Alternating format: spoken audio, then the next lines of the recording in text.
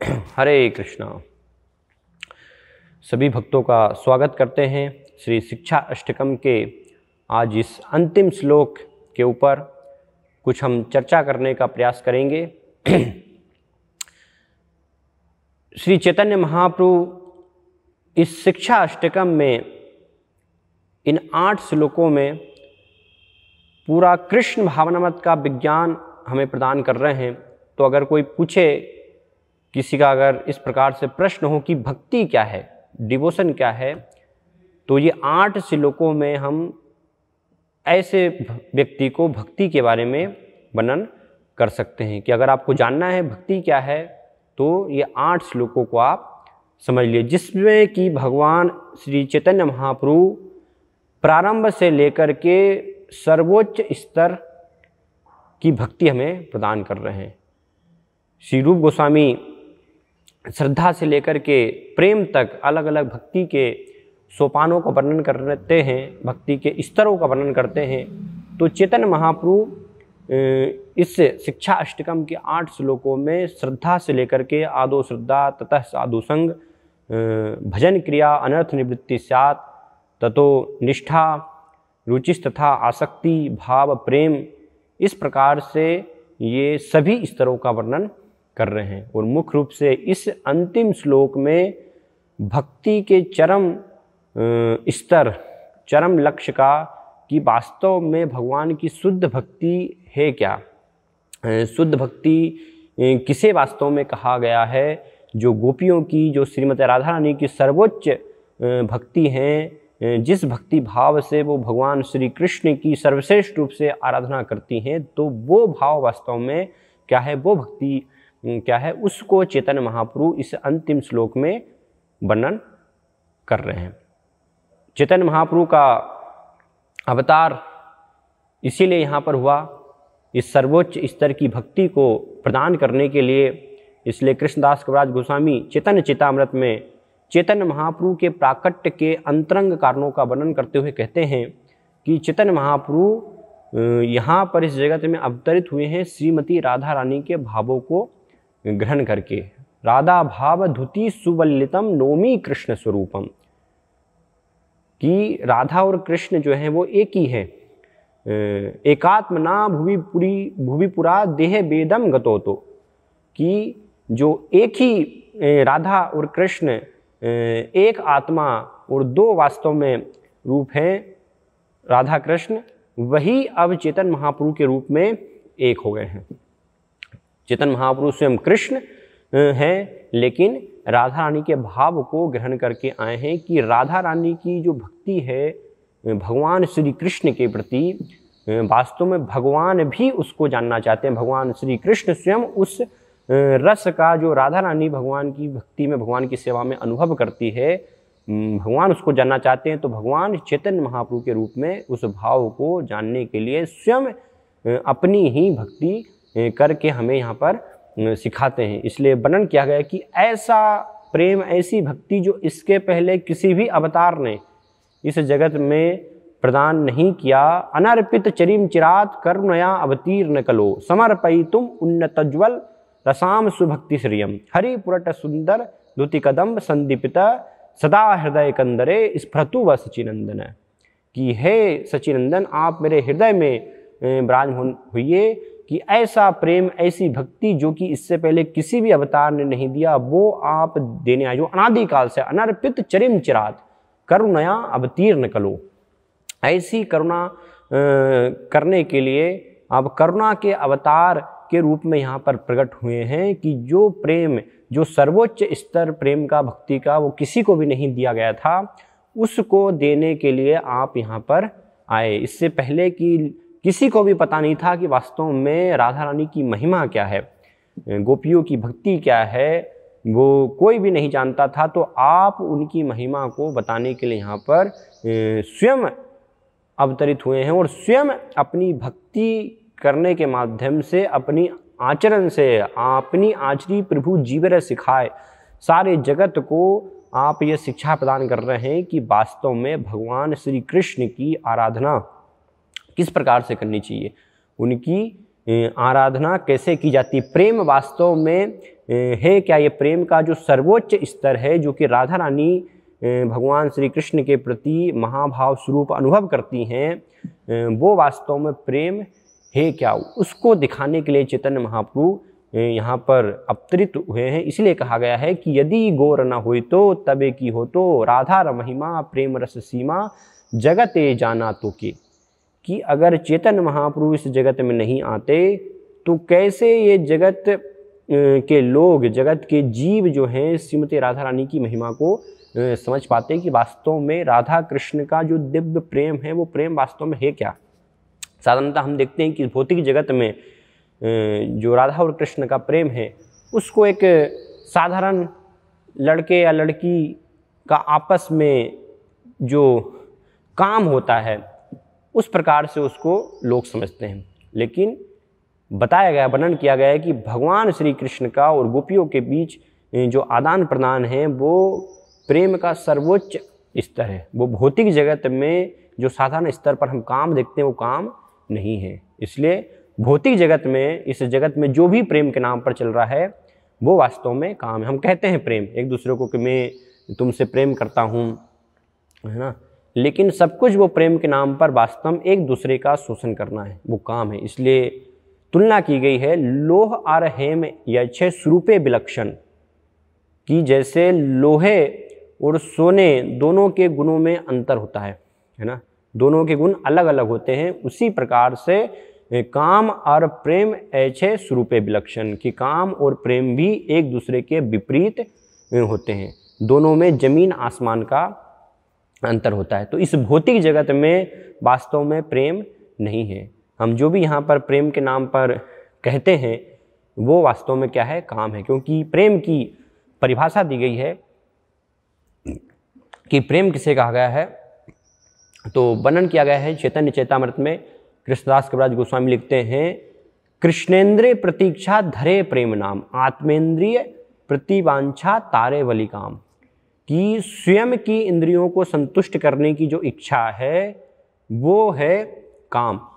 और जब हमारी सभी इच्छाएं कृष्ण को संतुष्ट करने के लिए, ऋषिकेन सेवनम भक्ति रुच्यते सर्वोपाधि विनिर्मुक्तम तत्परेत्वेन निर्मलम ऋषिकेश सेवनम भक्ति रुच्यते, कि जब व्यक्ति सभी उपाधियों से मुक्त होकर के पूर्ण रूप से अपनी शुद्ध इंद्रियों के द्वारा भगवान की सेवा में संलग्न हो जाता है तो उसको कहा गया है शुद्ध भक्ति, उसको कहा गया वास्तव में प्रेम। और इसके विपरीत अगर रंच मात्र भी, तनिक भी स्वयं के प्रति कोई इच्छा है, स्वयं के इंद्रिय भोग की इच्छा है, तो वो तब तक वास्तव में काम है। ये काम और प्रेम में अंतर बताया गया है। तो इस प्रकार से हम समझ सकते हैं कि कैसे इस भौतिक जगत में वास्तव में जो भी प्रेम के नाम पर चलता है वो वास्तव में प्रेम नहीं है, क्योंकि वहाँ पर कृष्ण को संतुष्ट करने की इच्छा निहित नहीं है।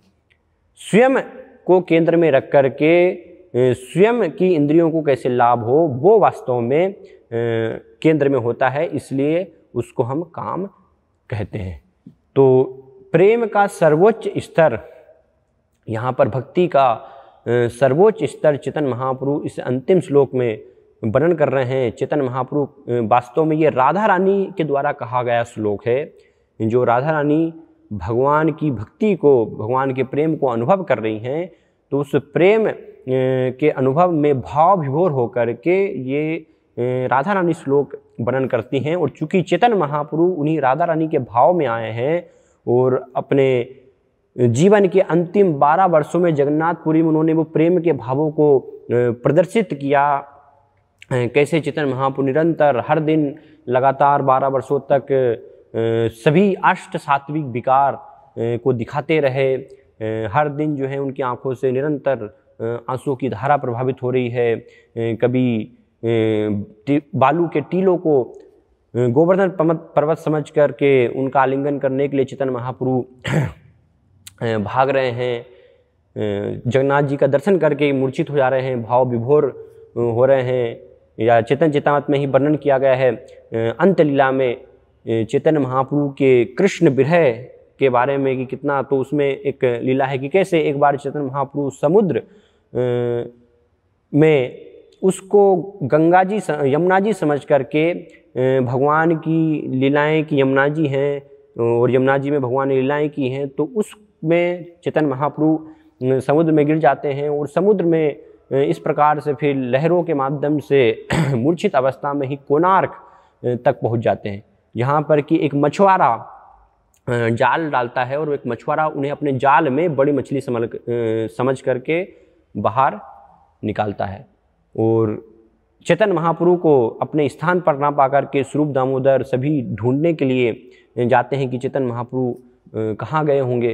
तो इस प्रकार से जब मछुआरा बाहर निकलता है और जैसे ही चैतन्य महाप्रभु का स्पर्श होता है, चैतन्य महाप्रभु जो कि अभी मूर्छा की अवस्था में है, तो मछुआरा भी एक प्रकार से पागल हो जाता है, उसके अंदर भी सारे अष्ट सात्विक विकार आ जाते हैं, वो भी भगवान के नामों का कीर्तन करने लगता। तो लेकिन उसको ऐसा लगता है कि अभी जो है मुझे कोई भूत लग गया है ना, वो अपने आप को भूत लगा हुआ समझता है और इस प्रकार से कार्य करता है। तो जैसे ही वो लेकर के जाता है तो रास्ते में स्वरूप दामोदर गोस्वामी इस प्रकार से वो आ जाते हैं और वो देखते हैं कि ये तो चैतन्य महाप्रभु हैं, है ना। वो ये मछुआरे ने उन्हें मछली समझ करके अपने जाल में फांस लिया है, लेकिन मछुआरा जो है वो चैतन्य महाप्रभु के स्पर्श से वो भी चूंकि भाव में आ गया था, कृष्ण प्रेम में आ गया था, तो पागलों की जैसे व्यवहार कर रहा था, लेकिन वो समझ रहा था कि मुझे किसी भूत ने प्रभावित कर दिया है।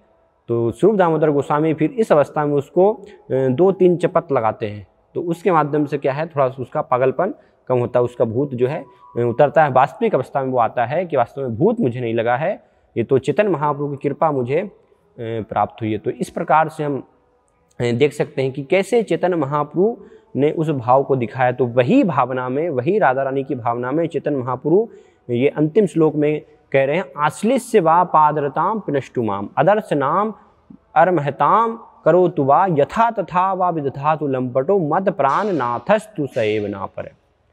इस प्रकार से चैतन्य महाप्रभु ये श्लोक वर्णन कर रहे हैं। तो बहुत ही गहन इस श्लोक का अर्थ है, इसके एक एक शब्द को हमें समझने की आवश्यकता है, क्योंकि भक्ति का सर्वोच्च स्तर यहाँ पर चैतन्य महाप्रभु वर्णन कर रहे हैं। अगर इस श्लोक के पीछे जो भावना है वास्तव में भक्ति की, उस भाव को अगर हम ग्रहण कर लें तो हमारा जीवन सफल हो जाएगा। ये पूर्ण कृष्ण भावनामृत जो कि महान महान आचार्य चैतन्य महाप्रभु हमें देने के लिए आए, गुरु परंपरा के माध्यम से ये कृष्ण भावना शिल प्रपात के द्वारा हमें प्राप्त हो रही है, तो पूरा उस कृष्ण भावनामृत को हम ग्रहण कर सकते हैं अगर ये श्लोक में बताए गए भाव को हम ग्रहण कर लें। इसलिए रूप गोस्वामी अपनी उपदेशामृत में वर्णन करते हैं कि कृष्ण भावना में प्रगति निर्भर करती है कि साधक की मनोवृत्ति के ऊपर, कि साधक जो कि भगवान को प्रसन्न करने के लिए साधना में लगा हुआ है, भक्ति के विधि विधानों को पालन कर रहा है, उन सब विधि विधानों को पालन करने के पीछे, भगवान की सेवा करने के पीछे उसकी भावना क्या है, उसकी मनोवृत्ति क्या है, पूरा कृष्ण भावनामृत में प्रगति उसके ऊपर निर्भर करती है। अगर हम हरिनाम जप कर रहे हैं, भगवान की सेवा कर रहे हैं, भक्तों का संग कर रहे हैं, लेकिन मनोवृत्ति जो कि आचार्य चैतन्य महाप्रभु हमें सिखा रहे हैं वो मनोवृत्ति नहीं है, जो गोपियों की मनोवृत्ति है, जो कि श्लोक में प्रकट हो रही है, तो ये सब क्रियाएं करते हुए भी कृष्ण भावना में हमारी प्रगति नहीं होगी, हम भक्ति में आगे नहीं बढ़ेंगे। इसलिए चैतन्य महाप्रभु स्वयं चैतन्य चेतामृत वर्णन भी कहते हैं कि बहुत गलत मनोवृत्ति के साथ कोई करोड़ों करोड़ों जन्म में भी भगवान का नाम जप कर सकता है, भगवान की सेवा कर सकता है, लेकिन उसको कृष्ण के चरण कमलों की प्राप्ति नहीं होगी। बहु जन्म यदि करे श्रवण कीर्तन तबु तना पाए कृष्ण पदे प्रेम धन, कि कई कई जन्मों भी अगर हम गलत मनोवृत्ति के साथ भगवान की सेवा में रत रहते हैं, सही भावना, सही मनोवृत्ति, एक एटीट्यूड जो है प्रॉपर एटीट्यूड, उसको अगर विकसित हम नहीं कर पाते हैं तो हमारी भक्ति में प्रगति कदापि संभव नहीं है, कृष्ण प्रेम तक हम कदापि नहीं पहुंच सकते। तो चैतन्य महाप्रभु यहाँ पर राधा रानी के भाव में उस सर्वोच्च स्तर को वर्णन करते हुए कह रहे हैं कि आश्लिष्य वा पादरताम पिनष्टु माम। तो इन शब्दों के महत्व को समझना बहुत ही आवश्यक है। आश्लिष्य, यहाँ पर चैतन्य महाप्रभु कह रहे हैं कि भक्त का भाव क्या है वास्तव में, है ना। आश्लिष्य का अर्थ है कि प्रपात तात्पर्य में इसकी व्याख्या में लिखते हैं कि भगवान के द्वारा आलिंगित, भगवान के द्वारा जो है आलिंगित करना, बड़े हर्ष के साथ आलिंगित होना, तो ये एक भक्त की हमेशा आशा रहती है। इसलिए भक्तों का एक मुख्य गुण बताया गया है, जो कि प्रेम के स्तर पर, भाव के स्तर पर होते हैं, आशा बंध समुत्कंठा, कि निरंतर उनके हृदय में ये आशा, दृढ़ आशा होती है कि जरूर भगवान मेरे कार्यों से, मेरी सेवा से प्रसन्न होकर के एक दिन मेरा आलिंगन करेंगे, मुझे आलिंगन प्रदान करेंगे। तो हमेशा ये भक्त की आशा बनी रहती, कभी भी वो निरुत्साहित नहीं होता है, कभी भी हतोत्साहित नहीं होता है। हर स्थिति में हमेशा निरंतर वो उसकी ये आशा बनी रहती है कि भले ही मुझे जन्मों जन्मों लगें, लेकिन एक ना एक दिन अवश्य भगवान मेरी सेवा से संतुष्ट होंगे और मुझे अपनी कृपा प्रदान करेंगे, मेरा जो है आलिंगन भगवान करेंगे। तो इस प्रकार से एक यहाँ पर इस श्लोक में एक भक्त और भगवान के बीच एक वार्तालाप हो रहा है, एक डिस्कशन हो रहा है कि भक्त कह रहा है कि मैं हमेशा आपकी जो है सेवा करता रहूँगा, क्योंकि ये मेरी आशा है, मैं इस प्रकार से आशान्वित हूँ, मैं निरुत्साहित नहीं हूँ, कि जरूर आप जो है मुझे अपना आलिंगन एक न एक दिन अवश्य मुझे प्रदान करेंगे। इसलिए रूप गोस्वामी लिखते हैं कि भक्त इस आशा के साथ, भक्त को निरंतर भगवान की सेवा में रत रहना चाहिए। उत्साह धैर्यात निश्चयात, उत्साह और निश्चय के साथ निरंतर रूप से लगे रहना चाहिए कि एक न एक दिन भगवान जरूर मुझ पर कृपा प्रदान करेंगे, मेरा आलिंगन करेंगे। लेकिन प्रश्न उठता है कि भगवान अगर इस प्रकार से आलिंगन नहीं करें तो उसके लिए यहाँ पर शब्द प्रयोग हो रहा है आश्लिष्य बा, बा का अर्थ है अथवा। ठीक है, भक्त की इस प्रकार से दृढ़ आशा है, उसकी इस प्रकार से इच्छा है कि मैं अपनी सेवा करता रहूँगा तो भगवान का मुझे आलिंगन, भगवान एक दिन मेरा आलिंगन करेंगे, अपनी कृपा मुझे प्रदान करेंगे। लेकिन भगवान कहते हैं कि अगर ठीक है मैंने आलिंगन नहीं किया तो फिर क्या तुम भक्ति करोगे? तो क्या इसी प्रकार से सेवा चलती रहेगी, तुम्हारी सेवा तुम जो है करते रहोगे, फिर भी मुझे अपने प्राणनाथ के रूप में स्वीकार करते रहोगे? तो फिर भक्त कहता है कि बा का अर्थ जो है अथवा, कि अगर आप जो है मुझे आलिंगन नहीं भी करें तो भी मैं हमेशा आपकी सेवा में लगा रहूँगा, क्योंकि वास्तव में एक भक्त जानता है कि भगवान क्या है, स्वराट, भगवान जो है स्वतंत्र है पूर्ण रूप से। इसलिए श्रीमद् भागवतम में वर्णन किया गया है जन्माध्यस्यत अनवयादितश्चार्थेषु अभिज्ञ स्वराट, कि भगवान क्या है, पूर्ण रूप से स्वतंत्र हैं। भगवान किसी के भी बस में, किसी के भी बंदिश में नहीं है। भगवान तो पूर्ण रूप से आत्मा राम है, आत्मा रामश्च मुनयो निर्गंथा अपरूप में, कि भगवान जो है स्वयं अपने ही आनंद में मग्न रहते हैं। इसलिए पूर्ण रूप से भगवान स्वतंत्र है। तो एक भक्त ये भी समझता है, आशाबंद वो रहता है कि मैं अपनी सेवा कर रहा हूँ तो एक दिन जरूर मुझे भगवान की कृपा प्राप्त होगी, भगवान मुझे अपना आलिंगन प्रदान करेंगे। लेकिन साथ में भक्त इस प्रकार से भी कि अगर भगवान आप आलिंगन नहीं भी करें तो भी मैं हमेशा आपकी सेवा करता रहूँगा, आपकी सेवा में लगा रहूँगा, क्योंकि आप क्या हैं, स्वतंत्र हैं, है ना। ये आपके ऊपर बंदिश नहीं है कोई कि मैं प्रतिदिन 16 माला जप कर रहा हूँ, प्रतिदिन आपकी जो है इतनी सेवा में कर रहा हूँ, तो इस प्रकार से आपको मुझे दर्शन देना ही चाहिए, आपको मेरा आलिंगन करना ही चाहिए। नहीं, आप इसके लिए बंधे हुए नहीं हैं। आप अपनी स्वतंत्र इच्छा से कर भी सकते हैं और चाहें तो जन्मों जन्मों मुझे आलिंगन नहीं भी करें तो भी मैं आपकी सेवा में इस प्रकार से लगा रहूँगा। तो ये एक भक्त की भावना होती है सेवा के पीछे। वो भावना को वास्तव में भगवान देखना चाहते हैं, है ना, कि क्या भावना है ना, क्या कुछ इच्छा है भक्त जो है मेरी भक्ति के बदले मेरा दर्शन करने से ललायित है, मेरा आलिंगन होने से ललायित है, या निस्वार्थ सेवा कर रहा है, जो कि भक्ति की रूप गोस्वामी के द्वारा परिभाषा दी गई, अन्याभिलाषिता शून्यम ज्ञान करमादि अनावृतम अनुकूल्येन कृष्णा अनुशीलनम भक्तिरुत्तमा, कि भक्त हर स्थिति में बिना कोई आशा, बिना कोई इच्छा के, केवल भगवान की प्रसन्नता के लिए भगवान की अनुकूल भाव से सेवा में लगा रहता है। उसके पीछे कोई भी अन्य अभिलाषिता नहीं होती है।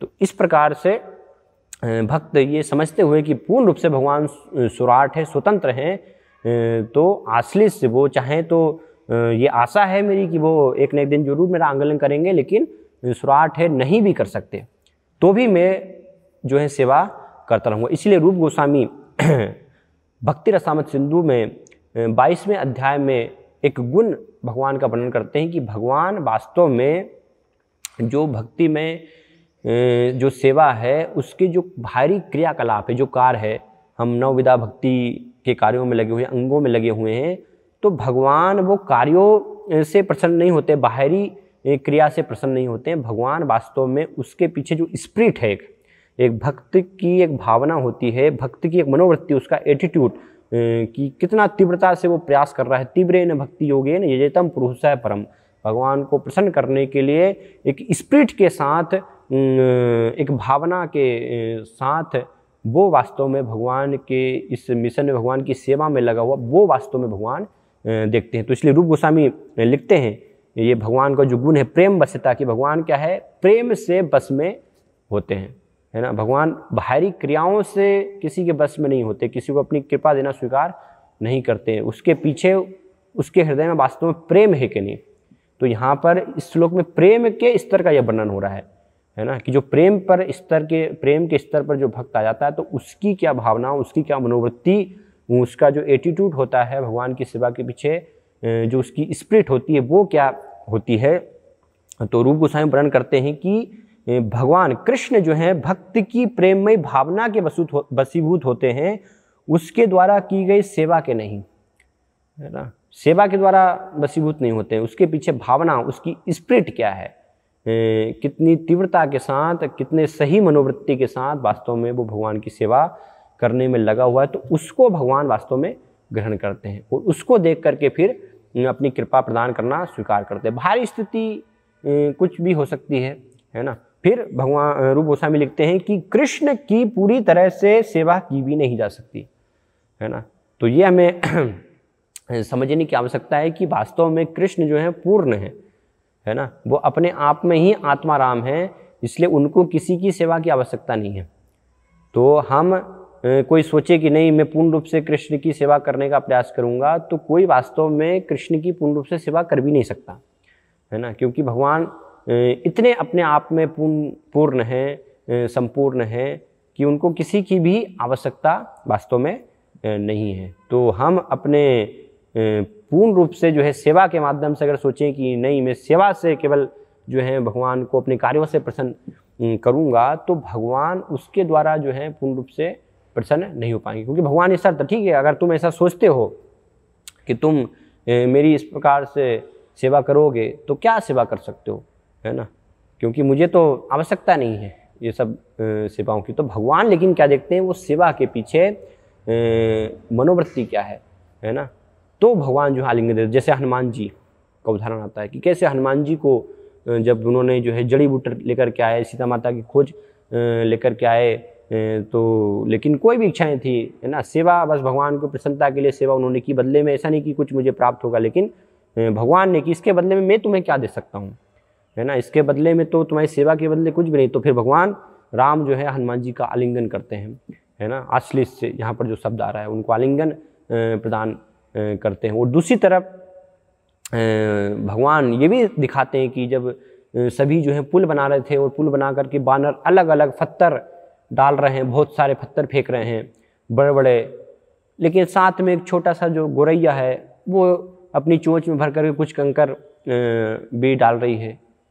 तो लेकिन भगवान राम जो हनुमान जी और बड़े बड़े बानर सब बड़े बड़े पत्थर डाल रहे हैं और एक गोरैया अपनी चोंच में भर करके अपनी पूरी स्पिरिट के साथ, पूरी अपनी शक्ति के साथ वो भगवान की सेवा करने का प्रयास कर रहे हैं, तो भगवान वो भावना से प्रसन्न होते हैं, है ना, बाहरी प्रयास से नहीं कि ठीक है गोरैया जो है इतना बड़ा पत्थर डालेगी तभी भगवान जो है प्रसन्न होंगे, नहीं, उसकी क्षमता के अनुसार पूरी उसकी मनोवृत्ति से, पूरी उसकी भावना स्पिरिट जो है वो भगवान की सेवा करने की तो है। तो भगवान ने जो भगवान हनुमान जी बड़े बड़े पत्थर डालने से हनुमान जी उनको प्रसन्न कर पा रहे हैं, वही उस छोटी सी गोरैया ने भी अपनी चोंच में भर करके रेत के कण डालने से भगवान को प्रसन्न कर लिया। भगवान ने दोनों को समान रूप से कृपा प्रदान की। तो इसलिए रूप गोस्वामी लिख रहे हैं कि पूर्ण रूप से जो है भगवान की सेवा की भी नहीं जा सकती। वे इतने पूर्ण तथा आत्मनिर्भर हैं कि उन्हें भक्त से किसी प्रकार की सेवा की अपेक्षा नहीं रहती। वे तो प्रेम के भक्त के प्रेम भाव एवं स्नेह के वशीभूत होते हैं। तो भगवान क्या है, केवल प्रेम भाव और जो स्नेह है उसके पीछे जो भावना उसके वशीभूत होते हैं, है ना। इसलिए हम देखते हैं कि भगवान जो है माता यशोदा के प्रेम से बंध जाते हैं, है ना। माता यशोदा जब भगवान को बांधने का प्रयास करती हैं और रस्सी जो है उनकी छोटी पड़ जाती है हर बार, तो सारी रस्सियाँ खत्म हो जाती हैं। माता यशोदा को पसीना आने लगता है, वो थक जाती हैं। तो ये देख करके भगवान कि इतना जो है प्रेम है, तो उस प्रेम के बस में फिर भगवान बंधना अपने आप को स्वीकार कर लेते हैं। तो इसलिए ये गुण है भगवान का प्रेम वश्यता, कि प्रेम के बस वास्तव में भगवान होते हैं। और प्रेम का अर्थ है भगवान को पूर्ण रूप से संतुष्ट करना, जिसमें कि स्वयं की हमारी जो है कोई भी इच्छा नहीं है। तो इस प्रकार से भक्त ये आशाबंद रहता है कि ठीक है, एक न एक दिन भगवान की मुझे कृपा प्राप्त होगी, भगवान मेरा आलिंगन करेंगे, और अथवा जो है नहीं भी करें तो भी कोई बात नहीं, वो स्वतंत्र हैं, तो भी मैं भगवान के प्रति जो है सेवा वो करता रहूँगा। लेकिन फिर एक और भगवान प्रश्न करते हैं कि ठीक है, यहाँ पर प्रेम वश्यता जो है, जो आलिंगन है, आश्लिष्य है, उसका अर्थ क्या, भक्त तुम क्या समझते हो, है ना। क्या तुम जो है वास्तव में मेरा आलिंगन होना चाहते हो, मेरे गले लगना चाहते हो, तो उसका अर्थ क्या है, उसके पीछे भाव क्या है। तो इसलिए यहाँ पर बताया गया है आश्लिष्य वा पादरताम, कि भक्त जो है आलिंगन भगवान को करने की जो आशा उसकी रहती है कि एक दिन भगवान मेरा आलिंगन करेंगे, उसका अर्थ है कि पादरताम, आप जो है मुझे अपने चरण कमलों की सेवा में नियोजित कर लें। तो ये भक्त की एक आशा रहती है कि पादरताम, भगवान के चरण कमलों की सेवा में वास्तव में लगने की उसकी इच्छा होती है, और उसकी दूसरी इच्छा कुछ भी नहीं होती है। ये वास्तव में भगवान से आलिंगन होने का सही अर्थ है कि कैसे मैं आपके चरण कमलों की सेवा में नियोजित हो गया हूँ। तो इस प्रकार से भक्त इसको समझता है। तो ठीक है, भगवान कहते हैं कि ये भावना भी ठीक है, लेकिन अगर मैं जो है तुम्हें अपने चरण कमलों में स्वीकार ना करूं, तो फिर भगवान करते हैं कि ठीक है, चरण कमलों में मैं स्वीकार कर लूँगा, तो तुम जो है मेरी भक्ति करोगे। लेकिन मान लो अगर कि भगवान जो है हम अपने चरण कमलों में स्वीकार नहीं करते हैं, पिनष्टु माम, है ना, पादरताम पिनष्टु माम, पिनष्टु का अर्थ है कि ऐसे रोंद डालते हैं। अगर भगवान किसी को अपने चरण कमलों में स्वीकार कर ले तो वो तो बहुत अच्छा है, वो प्रसन्नतापूर्वक प्रेम बस जो है भगवान की सेवा करेगा। लेकिन अगर भगवान चरण कमलों में चरण में स्वीकार नहीं करते, तो क्या फिर जो है सेवा करने के लिए तैयार हो गए, तो भी सेवा इस प्रकार से चलती रहेगी। तो फिर भक्त कहता कि यस, हाँ, ऐसी स्थिति में भी चाहे आप पिनष्टु माम, चाहे आप मुझे अपने चरण कमलों में स्वीकार करें, चाहे आप मेरा आलिंगन करें बा अथवा नहीं करें, या पिनष्टु मुझे अपने चरण कमलों के तरह रोंद डालें। तो कितनी यहाँ पर हम देख सकते हैं, ये इसको गहराई से समझना, है ना, ये साधारण स्थिति नहीं है। इस भौतिक जगत में अगर हमें कोई जो है इस प्रकार से हमारा किसी के साथ आदान प्रदान नहीं होता है, तो हम अधिक समय उसकी सेवा नहीं कर सकते हैं, है ना। अगर सामने वाला व्यक्ति जो है आदान प्रदान नहीं कर रहा है, तो लोग फिर सेवा करने के लिए तैयार नहीं होते। तो आदान प्रदान होना चाहिए कि हाँ, हम सेवा कर रहे हैं तो उस दूसरी तरफ से भी उसी प्रकार से हमारे साथ व्यवहार किया जाना चाहिए। अगर दोनों तरफ से समान रूप से व्यवहार नहीं होता है, तो हम इस जगत में देखते हैं कि फिर वो संबंध विच्छेद हो जाते हैं, है ना। उनका व्यवहार आपस में जो है अधिक समय नहीं चलता है। लेकिन एक भक्त की भक्ति में जो है भगवान के प्रति उसकी भावना क्या है कि आप चाहें तो मेरा आलिंगन करें, मुझे अपने चरण कमलों में आश्रय दें अथवा नहीं भी दें, आप स्वतंत्र हैं। भले ही आप मुझे अपने चरण कमलों के तले लोंद डालें। कितनी दयनीय स्थिति कि आप दुख दीजिए, कष्ट दीजिए, भले ही रोंद दीजिए मुझे, तो भी मैं आपकी सेवा छोड़ूंगा नहीं, ना, आपकी शरणागति में ही रहूँगा और आपकी भक्ति में लगा रहूँगा। तो ये कितनी वास्तव में दयनीय स्थिति, कठिन स्थिति है कि भगवान अगर हमें स्वीकार कर रहे हैं तो वो तो एक अच्छी बात है, भक्त को प्रोत्साहन मिलता है सेवा करने का कि भगवान ने भी हमें स्वीकार कर लिया है। लेकिन भगवान स्वीकार ही नहीं कर रहे हैं, है ना। गुरु जो है शिष्य को स्वीकार ही नहीं कर रहा है, फिर भी शिष्य अहेतु की अप्रतिहता रूप से गुरु की सेवा में लगा हुआ है और लंबे समय तक। तो उसको देख करके गुरु प्रसन्न होंगे। कई बार हम इस देखते हैं कि शिष्य गुरु के पास जाते हैं कि मैं आपके आश्रय शरणागति लेना चाहता हूँ, तो गुरु लंबे समय तक परीक्षा करने के लिए इंतजार करते हैं। तो बहुत सारे शिष्य ठीक है इनको छोड़ो, बहुत सारे और भी गुरु हैं तो दूसरे गुरु के पास जो है चले जाते हैं। तो इसका अर्थ है कि फिर वो शरणागत वास्तव में नहीं है। लेकिन यहाँ पर भक्त की आप चाहे रोन डाले तो भी आप ही एकमात्र मेरे प्राणनाथ बने रहेंगे, मैं और कहीं भी नहीं जाऊँगा, दूसरी शरण में किसी की भी शरण में नहीं जाऊँगा। वो निरंतर पूरे उत्साह से, दूसरे दुगने उत्साह से, पूरी स्पिरिट के साथ आपकी और तीव्रता से वास्तव में मैं सेवा में लगा रहूँगा। तो ये बहुत कठिन स्थिति है, वास्तव में साधारण स्थिति नहीं है। इसके हम उदाहरण देख सकते हैं, है ना, कि भगवान अगर किसी को जो है अपनी कृपा प्रदान करें तो वो तो एक समझ में आता है, लेकिन भगवान अगर जो है दुख दें किसी को तो उसमें भी भक्त उनकी सेवा में लगा रहे, वो और वास्तव में जो है उच्च स्थिति है। उसको साक्षात्कार कर पाना, उसको जो है भगवान की कृपा समझ पाना।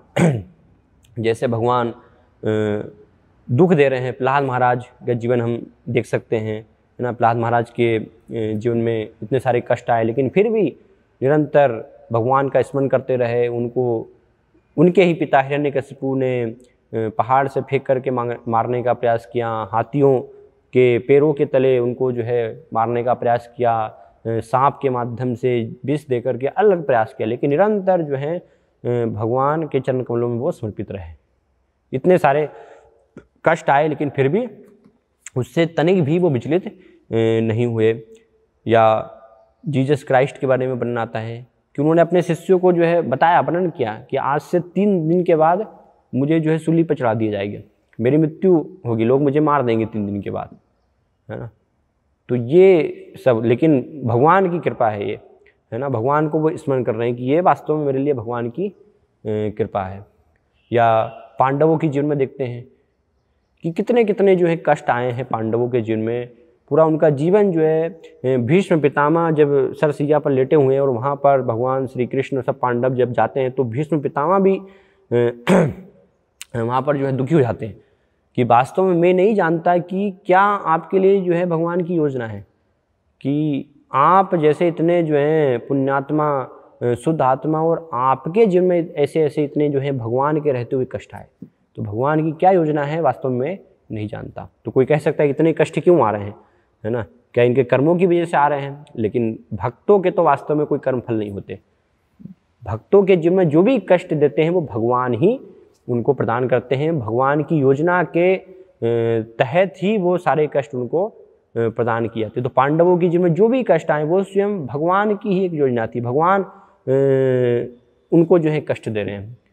तो भक्त का ये भाव रहता है कि ठीक है आप जो है पुनष्टु रोन डालिए, आप मुझे कष्ट दीजिए, तो भी हम आपकी सेवा में लगे रहेंगे, है ना। और बदले में कुछ भी नहीं चाहेंगे, ना ही कुछ जो है आपको दोष देंगे, ना ही कुछ जो है बोलेंगे, निरंतर उसी तीव्रता के साथ आपकी सेवा में लगे रहेंगे। इसलिए कुंती महारानी ये प्रार्थना भी कर रही हैं कि विविध संतुता सस्वदत्र जगत गुरु, कि आप जो है और ज़्यादा हमें कष्ट विपत्ति प्रदान कीजिए। हर स्थिति में वो भगवान की सेवा करने के लिए तैयार है ना। इसको वास्तव में शुद्ध भक्ति का है। कोई भी उसके पीछे उनकी डिमांड नहीं है कि ऐसी स्थिति होगी तो मैं आपकी सेवा करूँगा, ऐसी स्थिति नहीं होगी तो नहीं, इसमें सेवा नहीं करूँगा। हर स्थिति में चाहे आप स्वीकार करें चाहे ना करें। तो ये प्रश्न का इस प्रकार से यहाँ पर अर्थ है कि भगवान कहते हैं कि ठीक है अगर मैं कृपा नहीं दूंगा, तुम्हें अपने पैरों के तले रोन डालूंगा, तुम्हें अपने दुख दूंगा इतने सारे, तो उस स्थिति में भी क्या भक्ति करोगे। तो भक्त कहता कि यस हाँ, ऐसी स्थिति में भी आपकी सेवा करतू रहूँगा। इसीलिए भक्तिविनोद ठाकुर वर्णन करते हैं, मारो भी राखो भी जो इच्छा त्योहार, प्रति दासत्वा दिया अधिकार, कि मैं आपका दास हूँ, नित्य किंकर हूँ, आप चाहे तो मुझे मारिए, चाहे तो मुझे राखिए, ये आपका जो है अधिकार है, मैं आपका सेवक हूँ, मैं कुछ भी जो है नहीं बोलूँगा, निरंतर आपके चरण कमलों की सेवा में लगा रहूँगा। तो इस प्रकार से भगवान और भक्त के साथ यहाँ पर जो है आदान प्रदान हो रहा है। तो ठीक है, भगवान कहते हैं कि इस स्थिति में भी तुम तैयार हो कि मैं तुम्हें अगर रोन डालता हूँ तो भी तुम जो है भक्ति में लगे रहोगे। और उसके उदाहरण और भी हम देख सकते हैं चैतन्य महाप्रभु की लीला में आगे चल कर के उदाहरण आते हैं। एक भक्त का, मुकुंद, कि चैतन्य महाप्रभु के ही एक भक्त थे मुकुंद। जब चैतन्य महाप्रभु सभी को अपनी कृपा प्रदान कर रहे थे तो उन्होंने भी निवेदन किया कि मुझे कब चैतन्य महाप्रभु की कृपा प्रदान होगी, मुझे कब उनका दर्शन होगा। तो सभी भक्तों ने चैतन्य महाप्रभु से पूछा, चैतन्य महाप्रभु ने कहा नहीं, कि उनको जन्मों जन्मों तक मेरे दर्शन नहीं हो पाएंगे, कई जन्मों के बाद, करोड़ों जन्मों के बाद जो है तब जाकर के वो मेरा दर्शन कर पाएगा, उसको जाकर के इस प्रकार से कह दो। तो ये सुनते ही वो प्रसन्न हो गए और हर्ष से नाचने लगे, प्रफुल्लित हो गए कि ऐसे करोड़ों जन्मों के बाद भगवान मुझे दर्शन देंगे, कि कम से कम इतने जन्मों के बाद तो भगवान ये मुझे दर्शन देना, मुझ जैसे अयोग्य व्यक्ति को दर्शन देना स्वीकार करेंगे। तो इस भावना को, इस स्पिरिट को जब चैतन्य महाप्रभु देखते हैं, सुनते हैं तो बहुत ही प्रसन्न होते हैं और उनको अपनी कृपा देना स्वीकार करते हैं। तो हर स्थिति में भक्त तैयार रहता है। फिर भक्त से भगवान पूछते हैं कि ठीक है मैं तुम्हें रोन दूं, लेकिन इससे भी और दयनीय स्थिति आगे चल कर के कि अगर अदर्शनाम मर्महताम करो तुबा, अगर तुम्हें जो है मैं नेग्लेक्ट कर दूं, कोई महत्व ना दूं, तो वो और जो है कठिन स्थिति है कि कोई व्यक्ति जो है, हम किसी व्यक्ति के पास गए और वो व्यक्ति ना ही कुछ बस बोल रहा है कि भाई क्या हमसे कुछ गलती हो गई है ना, कैसे हम और प्रसन्न कर सकते हैं, नहीं, कुछ भी बात, बस नेग्लेक्ट करना है, कुछ भी नहीं बोलना। तो वो, और यहाँ पर तो ये शारीरिक नष्टु रोंदना अर्थात शारीरिक रूप से कष्ट देना। तो ठीक है, भगवान भक्त कहता है कि शारीरिक रूप से जो भी मुझे कष्ट आएंगे मैं उनको स्वीकार करता हूँ, लेकिन नेग्लेक्ट करना, कोई महत्व न देना, ये मानसिक क्लेश है, ये और भी उससे ज़्यादा है, मन का, शरीर से ज़्यादा क्लेश है ये मन का क्लेश, कि कोई महत्व न देना, भगवान पूर्ण रूप से हमें नेग्लेक्ट कर देंगे। तो भी भक्त कहता है कि ऐसी स्थिति में भी निरंतर मैं आपकी सेवा करता रहूँगा। इसके उदाहरण में हम देख सकते हैं ब्रह्मा जी कि जब ब्रह्मा जी ने भगवान के बछड़ों को और सब ग्वाल वालों को चुरा लिया, ये समझ करके कि ये तो कैसे भगवान हो सकते हैं जो इनके साथ ऐसे बालकों के साथ खेल रहे हैं, उनका झूठन खा रहे हैं, उनके साथ इस प्रकार से कार्य कर रहे हैं। तो भ्रमित होकर के ब्रह्मा जी सभी बछड़ों को और बच्चों को चुरा करके ले गए और फिर उनको साक्षात्कार हुआ कि मैंने गलती की है। तो भगवान से क्षमा प्रार्थना करने के लिए आते हैं। तो भगवान अपने स्थान पर बस खड़े हुए हैं। ब्रह्मा जी जो हैं भगवान के चरण कमलों में निवेदन कर रहे हैं, प्रणाम कर रहे हैं, प्रार्थनाएं कर रहे हैं, लेकिन कुछ भी भगवान ना ही कुछ बोल रहे हैं कि आपने कुछ गलत किया या आपने सही किया या मैंने आपको क्षमा कर दिया, कुछ भी भगवान ने जो है नहीं बोला। बस भगवान देख रहे हैं, भगवान देखते, कुछ भी नहीं बोला। भगवान ब्रह्मा जी ने अनेक जो है स्तुति की, तो भगवान कुछ भी नहीं बोले। तो इस प्रकार से जब देखा कि भगवान जो है कुछ भी नहीं बोल रहे हैं, तो फिर उस स्थान से स्तुति करने के बाद ब्रह्मा जी जो है लौट जाते हैं अपने निवास स्थान पर। वो लौट करके कि भगवान के प्रति ये बहुत बड़ा अपराध हो गया है उनके भक्तों के प्रति। तो कई सालों तक इस प्रकार से फिर तपस्या में लगते हैं, तपस्या में रत रहते हैं। फिर भगवान की कृपा प्राप्त होते। भगवान कहते हैं मैं जब चैतन्य महाप्रभु के रूप में आऊँगा तो तब तुम जो है हरदास ठाकुर के रूप में अवतरित होगे और इस प्रकार से फिर कृपा तुम्हें प्राप्त होगी। तो इसका अर्थ ये नहीं है कि वहाँ पर ब्रह्मा जी को पूर्ण रूप से नेग्लेक्ट कर दिया तो ब्रह्मा जी ने अपनी सेवा जो है छोड़ दी। उसके बाद भी निरंतर जो है वो भगवान की सेवा में, भगवान का नाम जप करना, भक्ति में लगे रहे। उनकी सेवा में कोई भी जो है रुकावट नहीं आई। तो ये हम उदाहरण देख सकते हैं कि भगवान यहाँ पर कह रहे हैं कि ठीक है शारीरिक कष्ट में तुम तैयार हो भक्ति करना, लेकिन अगर इससे भी और ज़्यादा में मानसिक कष्ट, अदर्श नाम अर्हताम करो तुबा, कि अगर मानसिक कष्ट क्लेश दूंगा तो उस स्थिति में भी क्या सेवा करने के लिए, भक्ति करने के लिए तैयार रहोगे? तो भक्त कहता कि यस, हाँ, उस स्थिति में भी मैं निरंतर आपकी जो है सेवा में रत रहूँगा। फिर आगे और भगवान वर्णन करते हैं, यथा तथा वा विदधातु लंपटो, कि आप क्या हैं, यथा तथा वा, कैसा भी जो है हर स्थिति में किसी भी प्रकार से व्यवहार करें, लंपटो, क्योंकि आप जो है एक लंपट के समान है, तो भी उस स्थिति में भी मत प्राणनाथस्तु सैवना पर, हर स्थिति में आप ही एकमात्र मेरे प्राणनाथ बने रहेंगे। तो यहाँ पर बहुत ही महत्वपूर्ण एक उदाहरण से हम समझ सकते हैं कि श्रीमती राधा रानी ये भावना को वास्तव में व्यक्त कर रही है। तो लंपट का अर्थ है कि जो व्यक्ति वास्तव में अगर पत्नी के होते हुए भी बहुत सारी स्त्रियों के साथ अपने संबंध रखता है, तो पत्नी के सामने ही अलग अलग स्त्रियों के साथ संबंध स्थापित कर रहा है, तो ऐसे व्यक्ति को लंपट कहा जाता है। तो गोपियाँ जो हैं श्रीमती राधा रानी कर रही हैं कि इस प्रकार से भी आज आप चाहें क्यों ना व्यवहार करें, तो भी हमेशा में हम आपकी सेवा करते रहेंगे और आप ही हमारे एकमात्र प्राणनाथ बने रहेंगे। ये बहुत ही जो है उच्च स्थिति कि एक पत्नी जो है, उसके पति अलग अलग पत्नी को कोई महत्व नहीं दे रहे हैं और दूसरी स्त्रियों के साथ वो आनंद भोग कर रहे हैं, तो भी एक पतिव्रता स्त्री निस्वार्थ भाव से उनकी सेवा में लगी हुई है। तो इसको वास्तव में प्रेम कहते हैं। ये प्रेम का स्तर है, ये पतिव्रता स्त्री का धर्म है कि चाहे भले ही पति कोई महत्व ना दे, उनको जो है अपनी पत्नी को निगलेक्ट करे, तो भी वो दूसरी स्त्रियों के साथ वो व्यवहार करें, तो भी पतिव्रता स्त्री एक भगवान की सेवा में निरंतर लगी रहती। तो भगवान इस प्रकार से चाह रहे हैं कि क्या ऐसी स्थिति में भी तुम मेरी सेवा करता रहोगे?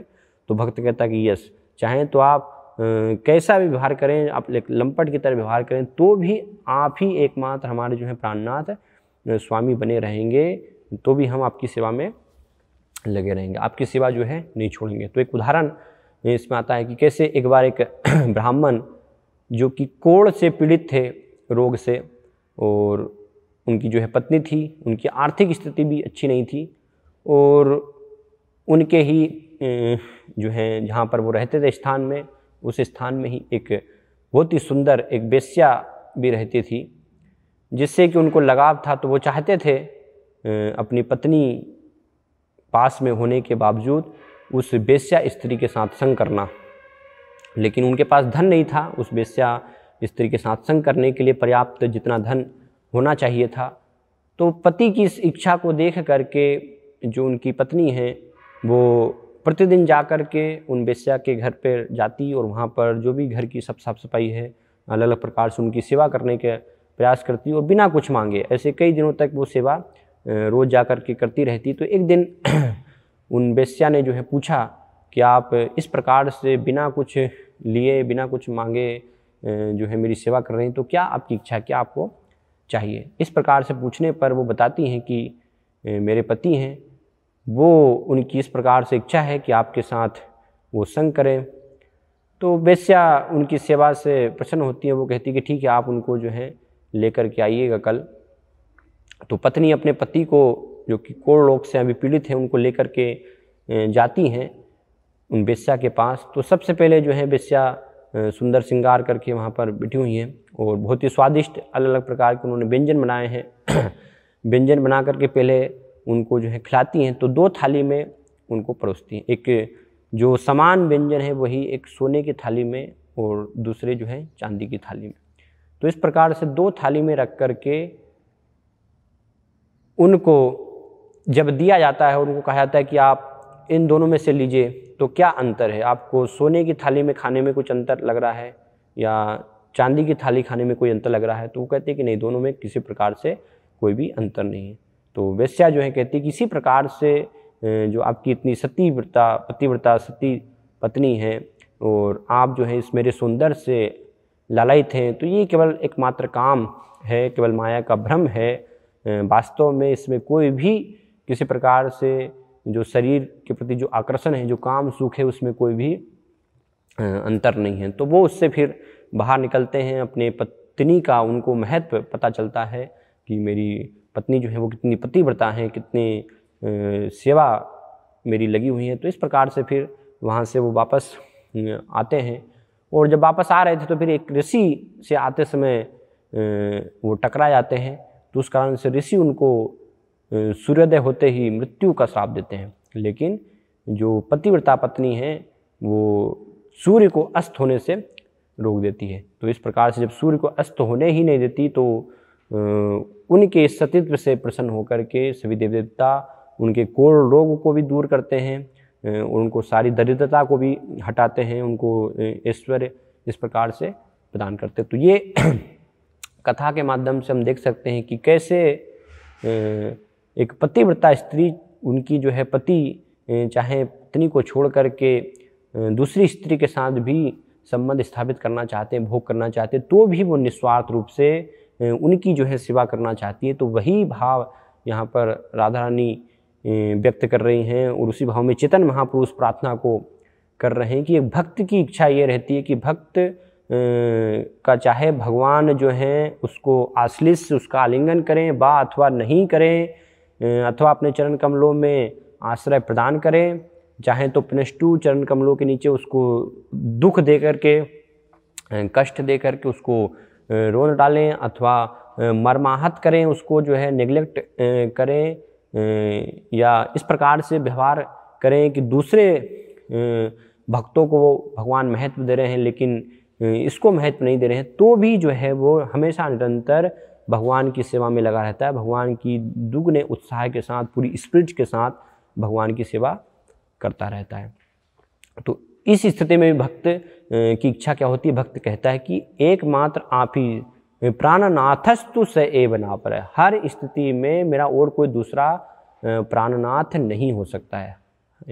इतनी सारी जो है स्थितियां हैं तो भी एकमात्र आप ही मेरे प्राणनाथ बने रहेंगे। इसको कहते हैं वास्तव में शुद्ध प्रेम। कि शुद्ध प्रेम की परिभाषा रूप गोस्वामी भक्ति रसामृत सिंधु में वर्णन करते हैं कि 1000 कारण हैं उसके टूटने के, ध्वंस अपि कारणे, कि उसके ध्वंस होने के 1000 कारण उपस्थित है, लेकिन इतने कारण उपस्थित होने पर भी प्रेम में थोड़ी सी भी कमी नहीं होती है, उसमें किसी भी प्रकार से कोई त्रुटि नहीं होती। तो उसको वास्तव में कहा गया है शुद्ध प्रेम, जो कि एकमात्र केवल भगवान से ही हो सकता है। कि इतने सारे भगवान जो हैं कारण दे रहे हैं कि ठीक है तुम मेरी सेवा करना चाहते हो, किस आशा से कि तुम्हें ऐसा लग रहा है कि मेरा तुम आलिंगन कर पाओगे, मैं आलिंगन दूंगा, लेकिन नहीं दूं तो भी भक्त कहता कि मैं उस स्थिति में भी आपकी सेवा करता रहूँगा, है ना। चाहे आप चरण कमलों में आश्रय दें या नहीं भी दें, दुख दें, कष्ट दें, कुछ भी व्यवहार करें, तो इसको जो है शुद्ध भक्ति कहा गया है। कि बहुत सारे सर्व कारण उपस्थित है तो भी वो प्रेम में किसी प्रकार से कमी नहीं आती है। लेकिन इस भौतिक जगत में देखते हैं कि उसका उल्टा है, थोड़ी सी कुछ समस्या आती है, लोग यहाँ पर उसको प्रेम के नाम पर कहते हैं, जो कि वास्तव में काम होता है। तो थोड़ी सी भी कुछ त्रुटि होती है, एक पति पत्नी के बीच में कहा सुनी होती है, तो क्या हो जाता है? तलाक हो जाता है, संबंध विच्छेद हो जाता है ना। लेकिन यहाँ पर रूप गोस्वामी क्या कह रहे हैं कि संबंध विच्छेद होने के 1000 कारण उपस्थित हैं, उन कारणों के बाद भी किसी भी प्रकार से एक भक्त की सेवा में, एक भक्त के प्रेम में भगवान के प्रति कोई भी कमी नहीं होती है। तो ये सर्वोच्च भक्ति का, प्रेम का सर्वोच्च स्तर है। और इस स्तर, इस भावना से वास्तव में भगवान क्या है? प्रसन्न होते हैं। भगवान इस भावना के माध्यम से, जब ये सब कारण उपस्थित होने पर भगवान देखते हैं कि भक्त तो भी मेरी सेवा करना चाहता है ना, कि मैं उसको कोई भी किसी भी स्थिति में महत्व नहीं दे रहा हूँ, तो भी अहेतु की अप्रतिहता रूप से वो मेरी सेवा में लगा रहना चाहता है, तो भगवान फिर ऐसे प्रेम के बस में आते हैं। इसलिए भगवान के गुण है प्रेम बस्यता, है ना। इसलिए भगवान कहते हैं गोपियों के जो है बस में हो गए। वास्तव में गोपियों की भावना ये है ना। ये गोपियाँ जो है श्रीमती राधा रानी ये भाव को व्यक्त कर रही हैं कि आप कष्ट दें, दुख दें, हमें मार डालिए, रोन डालिए, तो भी जो है एकमात्र आप ही हमारे प्राणनाथ बने रहेंगे। तो इस भावना को देख करके भगवान ने स्वयं कहा कि तुमने वास्तव में मुझे जीत लिया है, तुम्हारी भक्ति के मैं बस में हुआ हूँ, खरीद लिया है, तुमने मुझे जो है खरीद लिया है। और तुम्हारा जो ऋण है, तुम्हारे प्रेम का, तुम्हारी भक्ति का जो ऋण है, उसको मैं ब्रह्मा जी के आयु के, ब्रह्मा जी के पूरे जीवन काल में भी वास्तव में उसको मैं चुका नहीं सकता हूँ।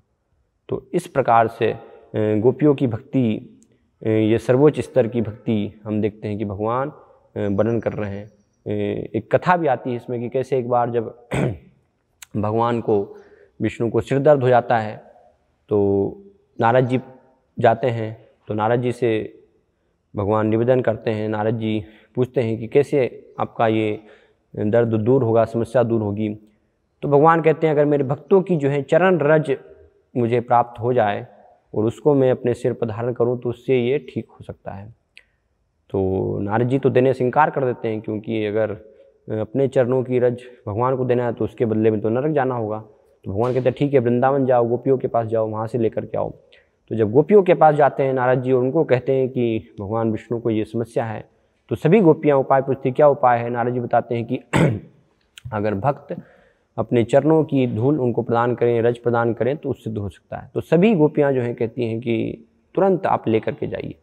लेकिन नारद जी पूछते हैं कि क्या आपको भय नहीं है कि इसके बदले तो आपको जो है नरक जाना होगा, आप नरक के भागीदार होंगे। तो गोपियाँ कहती है हर स्थिति में, भले ही चाहे कुछ भी हो हमारी स्थिति, हम स्वर्ग में रहें, नरक में रहें, किसी भी स्थिति में रहें, लेकिन भगवान को कोई भी कष्ट नहीं होना चाहिए। तो ये स्तर हम देख सकते हैं गोपियों का कि कैसे प्रेम का सर्वोच्च स्तर की हर स्थिति में वास्तव में वो भगवान की सेवा करनी चाहती हैं। और किसी भी स्थिति में भगवान की सेवा में कोई वो कमी नहीं है, चाहे भगवान उनको आलिंगन कर रहे हैं, भगवान उनको महत्व दे रहे हैं, चाहे तो भगवान उनको कष्ट दे रहे हैं, दुख दे रहे हैं, है ना, कोई महत्व नहीं भी दे रहे हैं, तो भी हर स्थिति में केवल एकमात्र भगवान ही उनके जो है प्राणनाथ रहते हैं। उनको ही एकमात्र अपने स्वामी के रूप में वो स्वीकार करती हैं। और भी बहुत सारी घटनाओं के माध्यम से हम ये उदाहरणों को देख सकते हैं कि कैसे जब रासलीला के समय भगवान बांसुरी बजा करके सारी गोपियों को जो है आमंत्रित करते, बुलाते हैं,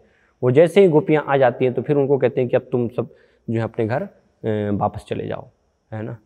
ऐसी जो है एक प्रकार से निगलेक्ट, सब सारी गोपियाँ जब आ गई हैं तो भगवान उनको जो है कोई भी महत्व नहीं दे रहे हैं। या रासलीला के बीच में जो है भगवान तुरंत अचानक से जो है छोड़कर चले गए हैं। लेकिन हर स्थिति में, इन सब स्थितियों में भी वास्तव में गोपियों का जो प्रेम है वो प्रेम किसी भी प्रकार से भगवान के लिए कम नहीं होता। तो एक भक्त की भावना ये होती। चैतन्य महाप्रभु उसी भाव को यहाँ पर देने के लिए आए थे। इसलिए चैतन्य महाप्रभु कहते गोपीर भर्तु पद कमलयोर दास दासानुदास, कि हमें गोपियों के जो भरता है उनके चरण कमलों का अनुसरण करते हुए दासों के दासों के रूप में उस भाव को ग्रहण करना है। और वही भाव श्रील प्रभुपाद जो यहाँ पर चैतन्य महाप्रभु दिखा रहे हैं श्लोक में, ये शुद्ध भक्ति के सर्वोच्च स्तर को, वो सब ये पूरा कृष्ण भावनामृत अपनी पुस्तकों में वर्णन कर रहे हैं, अपने ग्रंथों में श्रील प्रभुपाद हमें दे रहे हैं, प्रवचनों में हमें प्रदान कर रहे हैं। तो उसके लिए हमें ये बार बार श्रील प्रभुपाद की पुस्तकें, श्रील प्रभुपाद ने कितना इस पर जोर दिया कि मेरी जितनी भी पुस्तकें वो सब मेरे शिष्यों को चाहिए, उन सब का प्रतिदिन जो है अध्ययन करें।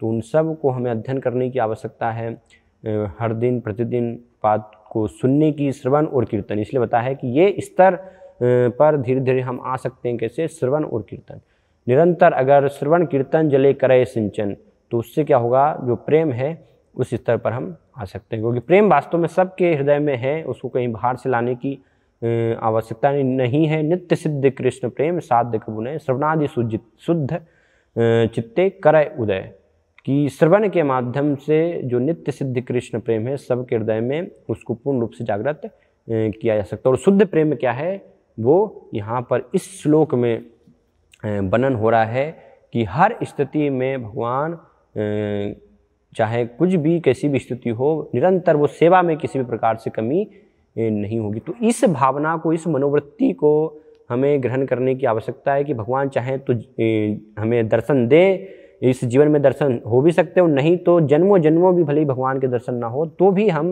निरंतर, हमारा एकमात्र कार्य, एकमात्र उद्देश्य है उनकी सेवा में लगे रहना। तो जो आचार्यों के माध्यम से श्रील प्रभुपाद हमें जो शिक्षा प्रदान कर रहे हैं, कृष्ण भावनामृत आंदोलन दे रहे हैं, उन्होंने जो स्पिरिट जो दी, जो भाव दिया कि कैसे पृथ्वी ते आछेत नगरादि ग्राम सर्वत्र प्रचार होई वो मेरे नाम, चैतन्य महाप्रभु के नामों का हर जगह जो है प्रचार होगा। तो इस मिशन में शामिल होना, इस मिशन का जो है आंदोलन का प्रचार करना, इसमें पूर्ण रूप से पूरी भावना के साथ, पूर्ण सही मनोवृत्ति के साथ, पूरी शक्ति के साथ निरंतर इस आंदोलन में लगे रहना। और महान आचार्यों के माध्यम से, श्रील प्रभुपाद के माध्यम से, चैतन्य महाप्रभु को सभी षट गोस्वामियों को प्रसन्न करने का प्रयास करना, तो इस प्रकार की भावना से फिर क्या है, भगवान प्रसन्न होते हैं।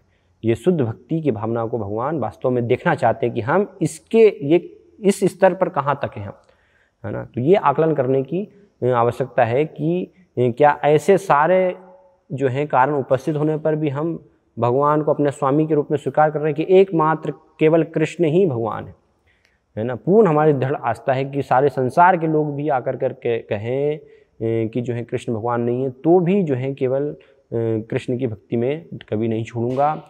और भगवान चाहे ऐसी स्थिति मुझे कितने ही कष्ट दें, है ना, हर स्थिति में हम देखते हैं भौतिक जगत में कुछ कष्ट प्राप्त होते हैं लोगों के जीवन में, तो फिर भक्ति छोड़ देते हैं, है ना। सोचते हैं भक्ति कर रहे हैं भगवान के, हमें तो कष्ट आ रहे हैं, तो इसका अर्थ है कि भक्ति को अभी हम समझे ही नहीं कि वास्तव में प्रेम क्या है। तो इस प्रेम को हमें सर्वोच्च स्तर को समझने की आवश्यकता है, जानने की आवश्यकता है कि कैसी भी स्थिति हो, कुछ भी हो, है ना, भगवान जो है आश्लिष या आलिंगन करें, बात हुआ नहीं करें, चरण कमलों में आश्रय प्रदान करें, चाहे रोन डालें, चाहे नेग्लेक्ट करें, चाहे लंपट जैसा वो व्यवहार करें, तो भी एकमात्र केवल मत प्राण नाथस्तु सैव ना पर हमारे एकमात्र स्वामी बने रहेंगे। और इस भाव को अगर एक भक्त ग्रहण कर लेता है तो ये वास्तव में फिर शुद्ध प्रेम का स्तर है, शुद्ध भक्ति का भाव है। ऐसी भावना से वास्तव में फिर भगवान उसको अपनी स्वतंत्र इच्छा से, क्योंकि भगवान सुराट है, स्वतंत्र हैं, किसी के बस में नहीं है, लेकिन ये भावना देख करके,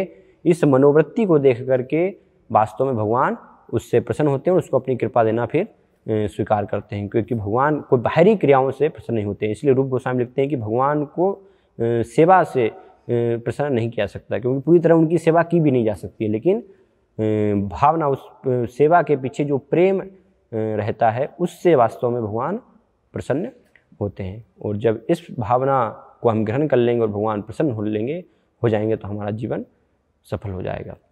हरे कृष्ण कृष्ण कृष्ण हरे हरे, हरे राम राम राम हरे हरे।